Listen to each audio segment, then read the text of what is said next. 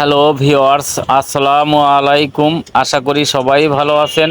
আল্লাহর রহমতে আমিও ভালো আছি। আজ আপনাদের মাঝে হাজির হলাম ছোট্ট একটা টিউটোরিয়াল নিয়ে। তা হলো 48 ভোল্টের চার্জার কিভাবে আপনারা সার্ভিসিং করবে। চলুন দেরি কেন, আর যাই মূল ভিডিওতে।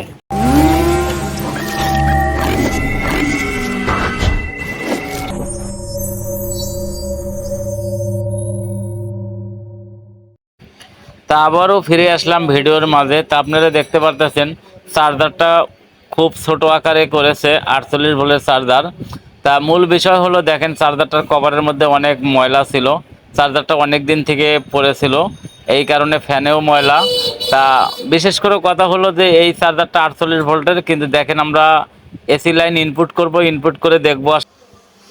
তা আমরা এখন এসি লাইনটা ইনপুট করব, চার্জারে এসি লাইনটা ইনপুট করব। ইনপুট করলে দেখেন হালকা লাল বাতিটা জ্বলতেছে আর ফ্যানটা ডাইরেক্ট চলতেছে। আপনারা ভালো করে খেয়াল করেন যে এখানে দেখেন, যখন আমরা লাইন দিচ্ছি, এসি লাইনটা ইনপুট করতেছি, তখন ফ্যানটাও ঘুরতেছে, লাইটটাও ডিফার মারতেছে। দেখেন লাইটটাও ডিফার মারতেছে, তার কারণ কোনো ভোল্টেজ ঠিকমতো আসতেছে না।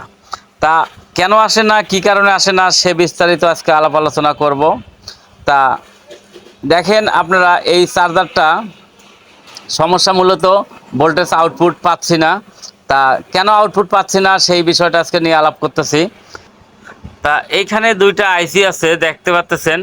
একটা আইসি হলো অটো কন্ট্রোল করে, আর একটা আইসি হলো আপনাদের লাইট কন্ট্রোল করে। তা দুইটা আইসি দুইটা কাজ। আর এখানে একটা রেজিস্টার আছে, এই রেজিস্টারটা 10 ohms একটা রেজিস্টার আছে, গ্রাউন্ডে আউটপুট করে। তা আমরা এখন মিটার দিয়ে মাপ দিব, মাপ দিয়ে দেখব কোনটা প্রবলেম। তা বিষয় হলো, মিটারের কাঁটাটা আমরা এখন অ্যাডজাস্ট করে নিচ্ছি। আমরা 10 ohms দিয়ে নিয়ে মিটারের কাঁটাটা অ্যাডজাস্ট করে নেবেন।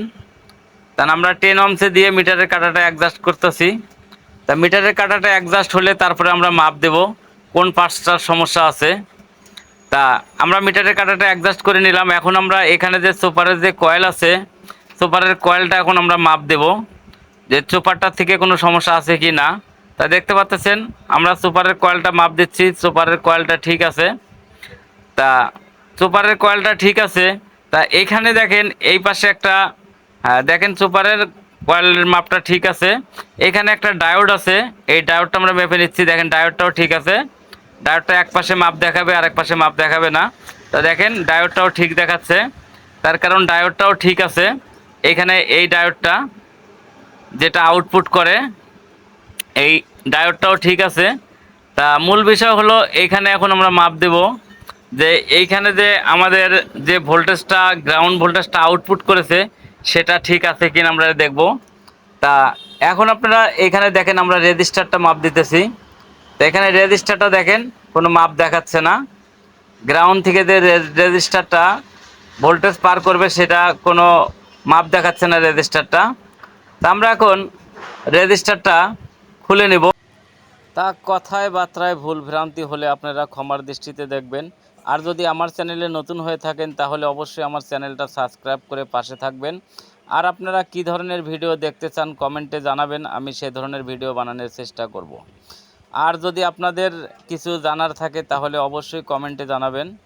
তা মূল বিষয় হলো, এখন আমরা রেজিস্টারটা প্রবলেম দেখতেছি। তা আমরা রেজিস্টারটা খুলে নেব। রেজিস্টারটা খুলে নিয়ে আমরা মাপ দেব। মাপ দেওয়ার পরে দেখতে পারবো যে আসলে কি প্রবলেম আছে। তা দেখতে পাচ্ছেন আমরা এখন এই রেজিস্টারটা মাপ দিতেছি। রেজিস্টারটা মাপ দিয়ে আমরা মাপটা পাচ্ছি না, গ্রাউন্ড ভোল্টেজটা আমরা এখানে পাচ্ছি না। তার কারণ এইখানে গ্রাউন্ড ভোল্টেজটা রেজিস্টারের মাধ্যমে প্রবাহিত করা হয়েছে। তা রেজিস্টারটা আমরা এখন খুলে নেব, যেহেতু মাপ পাচ্ছি না। তা আমরা রেজিস্টারটা খুলে আবার মাপবো আমাদের রেজিস্টারটার প্রবলেম আছে কি না। তা আপনারা ভিডিওর সাথেই থাকুন। তা আবারও বলে নেই, যদি কথায় বার্তায় ভুলভ্রান্তি হয়ে থাকে তাহলে আপনারা ক্ষমার দৃষ্টিতে দেখবেন। আর যদি আমার চ্যানেলে নতুন হয়ে থাকেন তাহলে অবশ্যই চ্যানেলটা সাবস্ক্রাইব করে পাশে থাকবেন। আর যদি আমার চ্যানেলটা সাবস্ক্রাইব করে থাকেন তাহলে আপনাকে জানাই অসংখ্য ধন্যবাদ। তা আমরা এখন রেজিস্টারটা খুলে নিলাম। রেজিস্টারটা খোলার পরে আমরা মিটারটা অংশে দিয়ে আমরা মাপ দিচ্ছি। দেখেন আমরা 10 ohms দিয়ে রেজিস্টারটা মাপ দিচ্ছি, কিন্তু কোনো মাপ শো করতেছে না, তার কারণ রেজিস্টারটা কেটে গেছে। তা আমরা এরকম একটা 10 ohms রেজিস্টার আবার আমরা নিয়ে লাগাবো। তা লাগানোর পরে আমাদের ভোল্টেজটা ঠিক হয় কি না তা আমি আপনাদের দেখাবো, তা আপনারা ভিডিওর সাথেই থাকুন।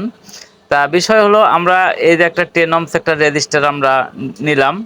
তা 10 ohm রেজিস্টারটা দেখেন আমরা মাপ দিতেছি, এটা ডাইরেক্ট শর্টের মতো দেখাচ্ছে, তার কারণ এটা একটা কয়েলের মতো রেজিস্টার। তা এটা মাপ দেখাচ্ছে, তা এরকম মাপেরই থাকবে। তা আপনারা যদি কখনো এরকম প্রবলেম পান, তাহলে এই রেজিস্টারটা অবশ্যই চেঞ্জ করে দিলে প্রবলেমটা সলভ হবে। তা আপনারা দেখতেছেন আমরা এখন রেজিস্টারটা লাগাচ্ছি। রেজিস্টারটা লাগানো হয়ে গেলে তারপরে আমরা ভোল্টেজটা মেপে দেখব যে আমাদের ভোল্টেজটা পারফেক্ট মতো আছে কি না, চার্জারটা চলার উপযোগী হবে কি না। তা আমরা সেই বিস্তারিত আজকে আলাপ করতেছি, তা আপনারা ভিডিওর সাথেই থাকুন। তা আমরা এখন সুন্দর করে লিড দিয়ে ঝালাই করে নিচ্ছি। তা আপনারা ঝালাই করার সময় আপনারা ফলো করবেন যাতে দুটা পিন এক জায়গায় না লেগে থাকে। দুটা পিন এক জায়গায় লেগে থাকলে আবার শর্ট সার্কিট হতে পারে। তা আপনারা সেটা ভালো করে খেয়াল করবেন। তা আমরা আবার দেখে নিচ্ছি কোথাও কোনো ফল্ট আছে কিনা, কোথাও লুজ কন্টাক্ট আছে কিনা, সেই লুজগুলো আমরা মেরে নিচ্ছি। তা লুজগুলো মারা হয়ে গেলে এখন আমরা এসি লাইনটা আবারও ইনপুট করব। ইনপুট করার পরে আমরা দেখব যে আগে এসি লাইনটা ইনপুট করলে ফ্যানটা আর লাইটটা ডিভার করতো, ফ্যানটা ডাইরেক্ট চলতো, এখন চলে কিনা তা দেখেন। তা আমরা এখন এসি লাইনটা ইনপুট করার আগে আবার ভালোভাবে দেখেন, যে কোনো টেকনিশিয়ান ভাইয়ের কাছে দিয়েছিল, অনেক রজন টজন লেগে আছে। তা আমরা এই রজনগুলো পরিষ্কার করতেছি। রজনগুলো ভালো করে ক্লিয়ারভাবে পরিষ্কার করে থিনার বা পেট্রোল দিয়ে আপনারা পরিষ্কার করে নেবেন, তাহলে লাইনগুলো ক্লিয়ার দেখতে পারবেন। তা আমরা পরিষ্কার করা হয়ে গেছে। এখন আমরা এসি লাইনটা ইনপুট করব। এসি লাইনটা ইনপুট করে দেখব যে আমাদের সমস্যাটা কি সলভ হয়েছে কি না। তা এই পাশে দেখেন, আমরা যখন এই পাশে আবার ভোল্টেজ মাপ দেব, ভোল্টেজটাও ঠিক মতো পেয়েছে কি না। আমরা এসি লাইনটা ইনপুট করেছি। তা আমরা এই পাশে এখন মিটারটা 50-এ দিয়ে নেব, 50 ভোল্টে। 50 ভোল্টে দিয়ে নিয়ে দেখব আমাদের ভোল্টেজটা আছে কি না। তা আপনারা দেখতে থাকুন। এইখানে নেগেটিভ ভোল্টেজটা এই জায়গায়, আর ওই পাশে ডায়োডের পাশে পজিটিভটা ধরেছি, আর এখানে নেগেটিভটা ধরেছি। দেখেন নেগেটিভটা এই পাশে আছে, ভালো করে মিটারের দিকে ফলো করেন, নেগেটিভ ভোল্টেজটা আছে এই জায়গায়। কিন্তু এই পাশে দেখেন, এই পাশে ভালো করে দেখেন, এই রেজিস্টারের ওই মাথাও দেখেন ভোল্টেজটা এখন। তা আমরা এসি লাইনটা ইনপুট করেছি। ইনপুট করে দেখেন লাল বাতিটা আর সবুজ বাতিটা সুন্দর মতো জ্বলতেছে। তার কারণ চার্জারটা এখন প্রবলেমটা সলভ হয়েছে, চার্জারটা এখন চলার উপযোগী হয়েছে। তা আজকের ভিডিও এই পর্যন্তই ছিল। যদি আপনাদের ভিডিওটা ভালো লাগে তাহলে লাইক কমেন্ট শেয়ার করে পাশে থাকবেন। আর সবাই ভালো থাকবেন, সুস্থ থাকবেন। খোদা হাফেজ।